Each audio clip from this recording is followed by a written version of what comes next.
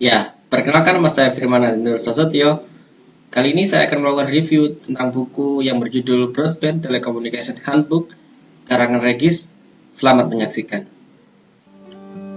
Ya, kali ini saya akan review dari buku Broadband Telecommunications Handbook karangan Regis. Dalam bukunya yang kedua, yang membahas tentang VPN, 3G wireless, GPRS, MPLS, VoIP, NSIP. Dari buku ini terdapat sejumlah 590 halaman dengan rincian sebagai berikut. Dari table of contents, kita akan bahas mengenai yang chapter pertama. Chapter pertama dengan judul Introduction to Telecommunication Concept.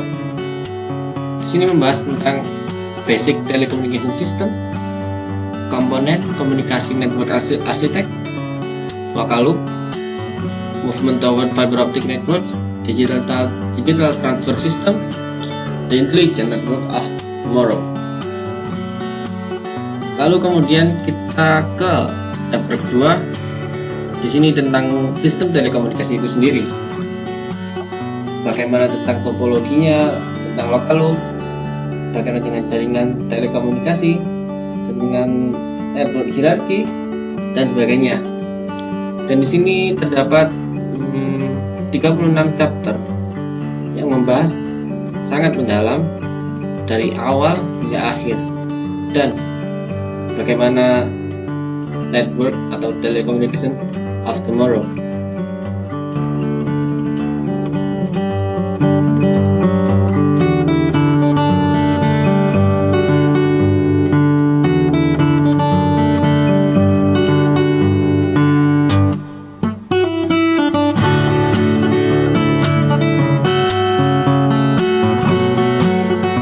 Ini mengenai dari pengarang itu sendiri, Regis J. Page Jr.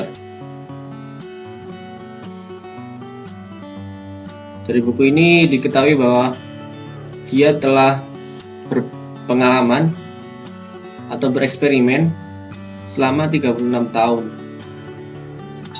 dalam telekomunikasi dan sistem informasi. Put's experiences served in major network design from local area networks to wide area networks using high quality all digital transmission services.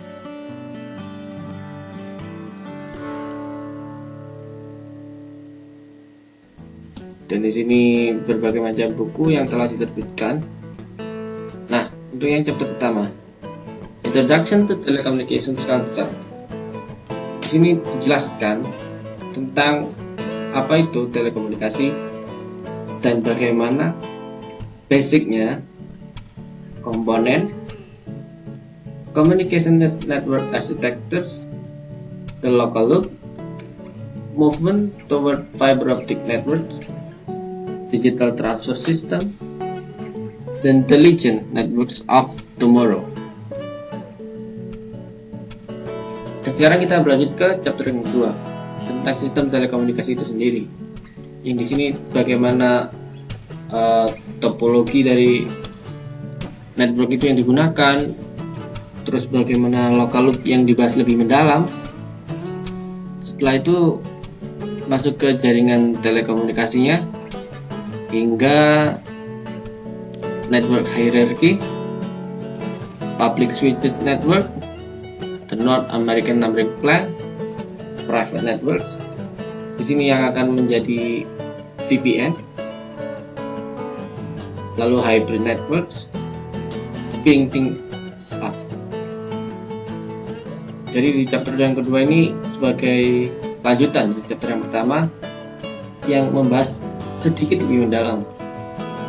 Untuk yang chapter berikutnya, yang chapter ketiga, di sini kita mulai berbicara tentang private network itu sendiri.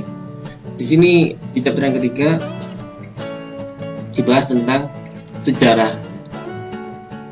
dari virtual private network, lalu intelligent PBX solution,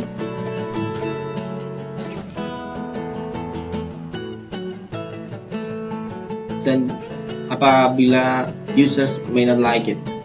Without trying to throw a damper on the voice, as the end of VPN, there are some conditions that may cause the end users to balk at its use. Dari VPN kita lanjut ke chapter yang keempat tentang data virtual private networks. Di sini mengenai tentang internet based VPN dan juga dibahas tentang tujuan itu sendiri. Tujuan dari VPN yaitu antara shared network, internet performance, outsourcing, security. Dalam buku ini juga dibahas tentang creating the VPN. There are 5 ways to create a VPN, yaitu ada 5 cara untuk membuat VPN. Yang pertama antara desktops, yang kedua antara routers, yang ketiga antara firewalls, yang keempat antara VPN dengan specific boxes, atau yang terakhir with integrated boxes. Dalam buku ini dijelaskan secara detail tentang itu sendiri, tentang tadi bagaimana cara kita membuat VPN, mulai dari encryption, key handling, public key cryptography atau RSA, dan lalu authentication.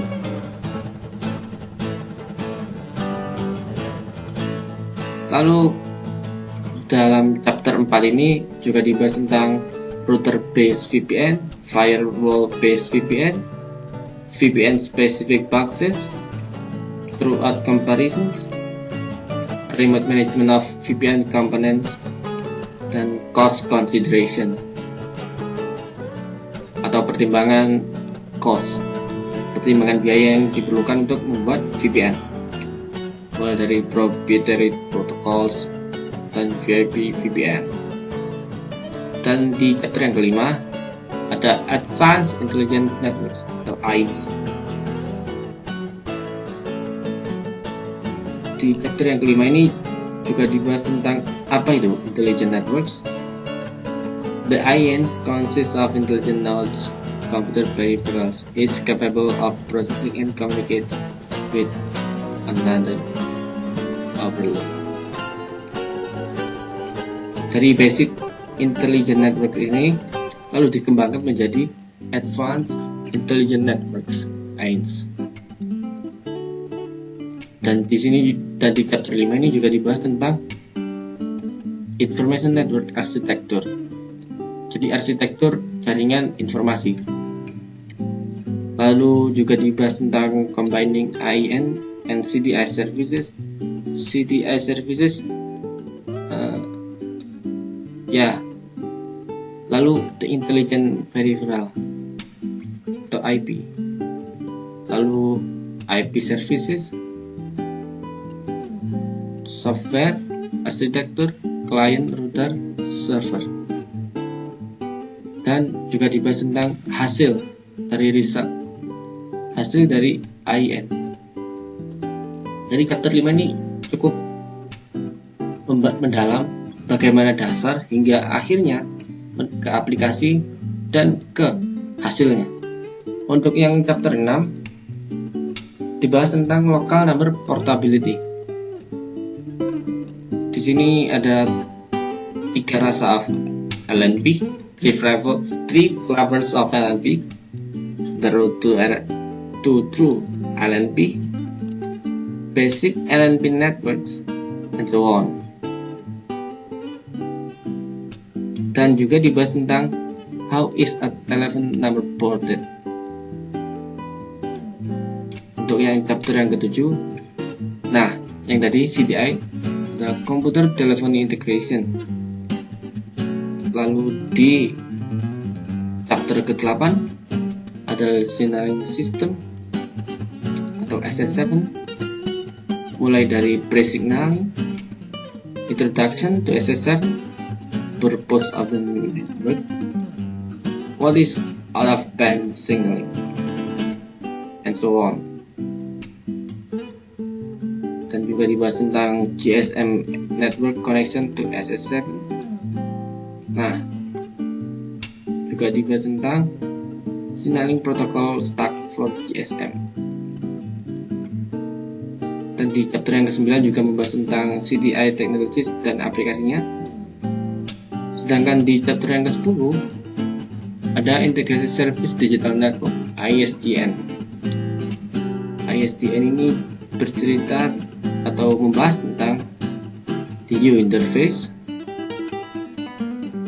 the physical interface, aplikasinya yaitu telepon service, digital fax, analog fax, computer on video conferencing, signaling telemetry, and packet switching. Juga primary rate ISDN. Dan memasuki chapter yang ke-10 ini juga membahas tentang ada sedikit dari broadband ISDN. Lanjut ke chapter 11, ada frame relay. Frame relay ini apa sih frame relay itu? First, a definition of packet switching is knowledge because frame relay falls into the category of a packet switching. Packet switching is a store and forward switching technology for viewing networks where user messages are broken down into small pieces called packets. Di chapter yang ke-11 ini juga dijelaskan bagaimana where people use frame relay, dan juga dijelaskan bagaimana apa itu frame, the OSI protocol stack and frame relay,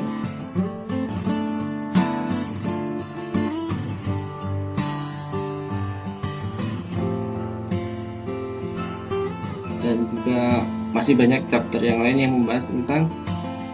akan membahas tentang broadband telecommunication system itu sendiri, mulai dari asynchronous transfer mode, ATM, and frame relay internet working, cable TV system, cable modem system, XDSL, microwave and radio based, MMTS and LMTS, spacious mobile radio, cellular communication, global service mobile communication (GSM) yang sering kita gunakan, personal communication service, wireless data mobile communication, general packet radio switch service atau GPRS yang menjadi awal mula dari internet mobile.